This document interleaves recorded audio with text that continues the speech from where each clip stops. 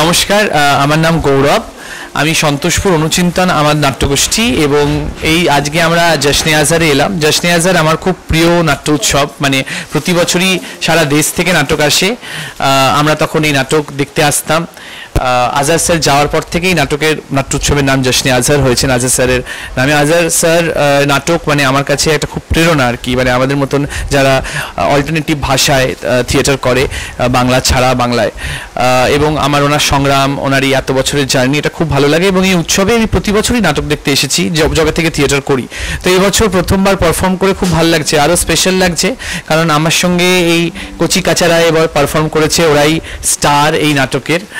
আর audience feedback খুব ভালো ছিল। আমরা আজকে এই পেয়ারা বাগানে ওরা থাকে, ওদের জীবনের উপরই আজকে নাটক ছিল। প্রতাপ সাহেগেল স্যারের কবিতা বাচ্চে বড়ে হো রহে হ্যাঁ, সেই কবিতাটিকে নিয়ে আমরা এই নাটকটি তৈরি করেছি। ওদের জীবন, তার লড়াই, সেই সব কিছু নিয়ে, ওদের সংগ্রামকে নিয়ে। তো ভালো লাগছে, নাটকের ফিডব্যাক খুব ভালো, ফেস্টিভ্যাল তো খুবই ভালো, এখানকার সবাই খুব ভালো, দারুণ লাগছে এই বলার।